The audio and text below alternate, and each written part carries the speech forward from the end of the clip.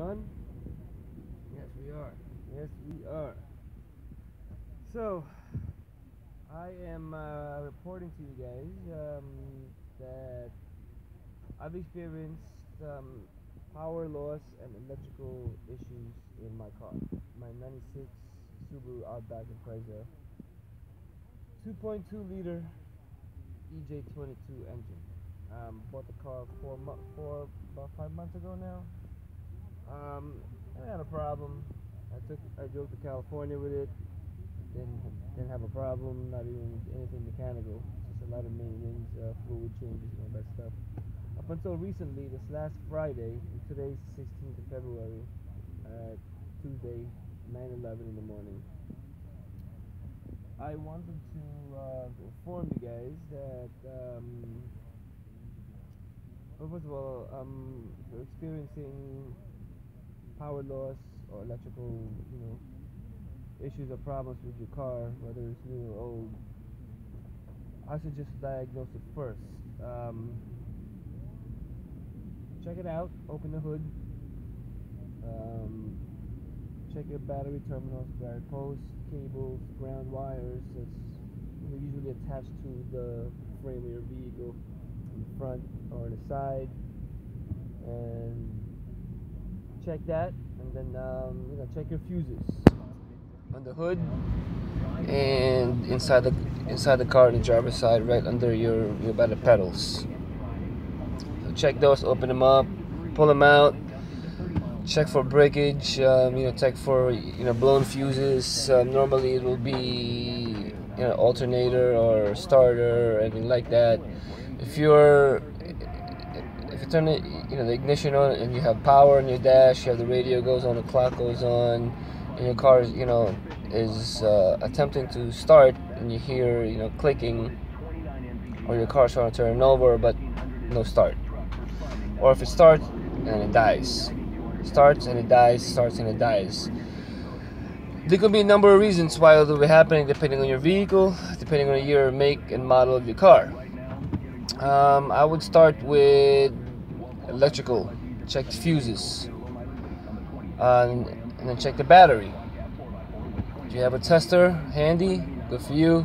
If not, pull it, or have a neighbor or friend take it to an auto store, or pick up one of those battery testers, or take it to take the battery to the auto shop, test them.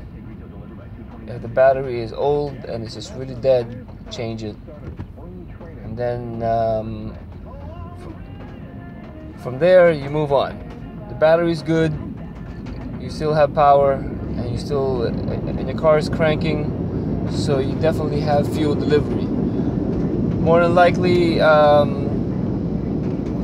issues that could prevent a vehicle from starting would be fuel pump issues. Normally fuel pumps are inside the tank. I heard and I learned from other mechanics, other guys on YouTube. You take a rubber mallet or a hammer and you tap the middle of the gas tank from underneath, and that should get the pump going again. It might just be stuck or whatnot. Oh, last thing, I've learned this too. Never run your car when you're low on fuel.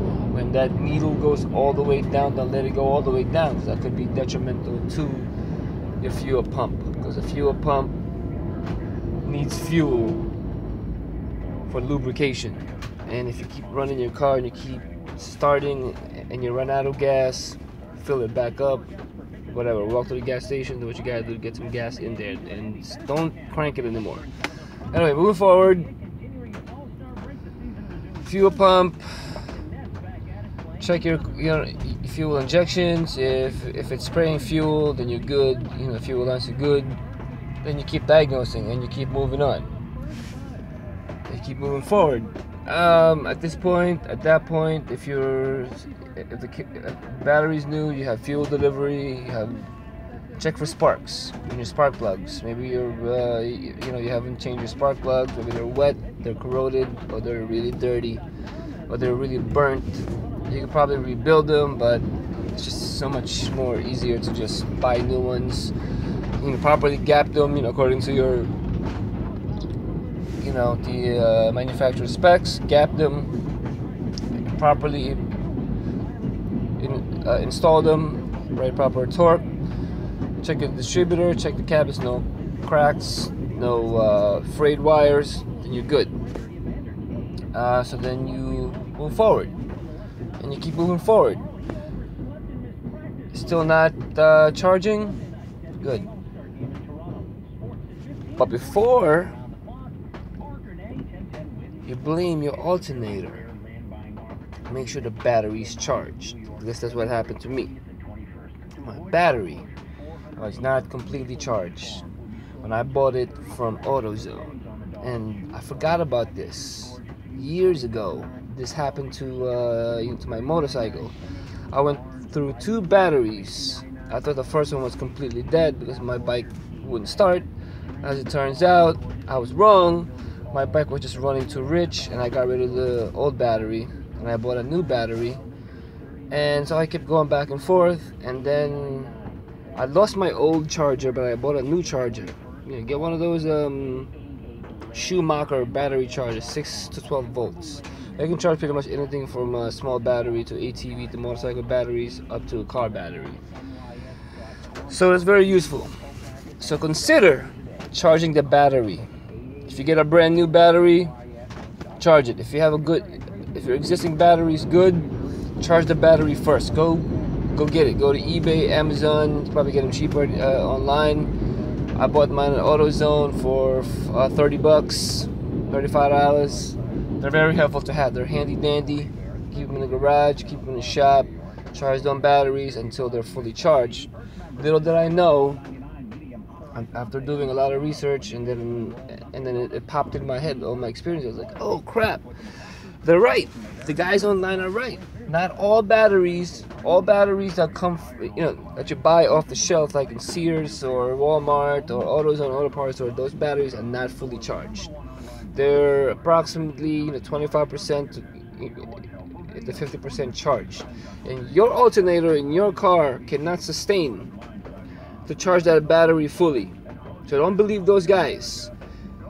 You buy a new battery and you put them in your car right outside the parking lot.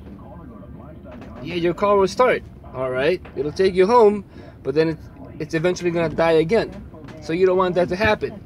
So if you have a garage, pull the car in the garage and charge them batteries.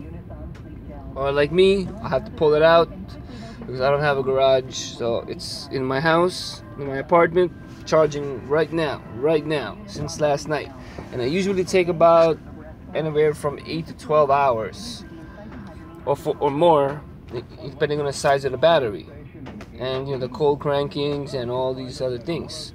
And it's also weather related. So if it's really cold and the temperature dips to the single digits and your battery isn't made to handle that much cranking power in that temperature and that weather, yeah, it's not going to start.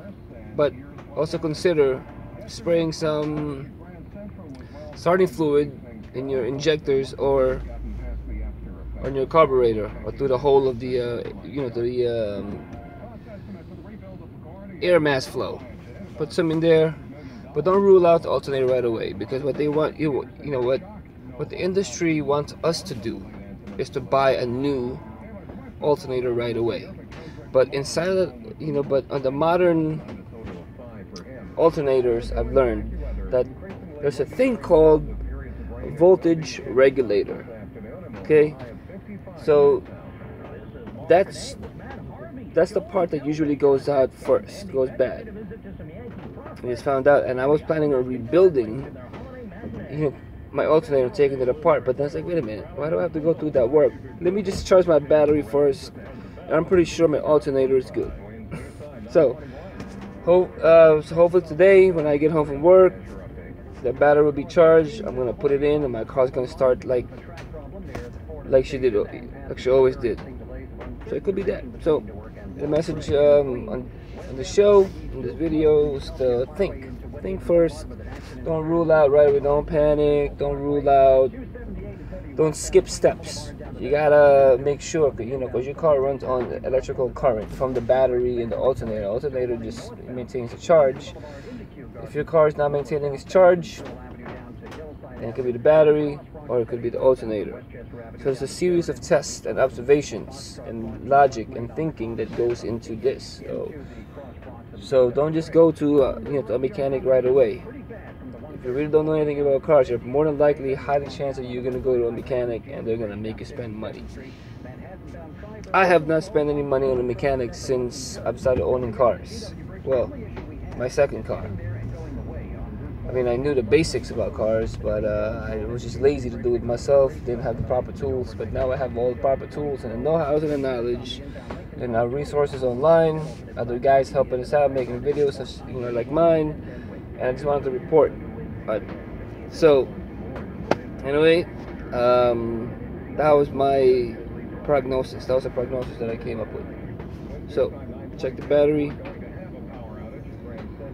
charge the battery, check the connections, check the ground wires, if they're frayed, if they're badly corroded, badly rusted, scrape them off, clean them, check the plugs, check for spark, check for gas, check the fuses.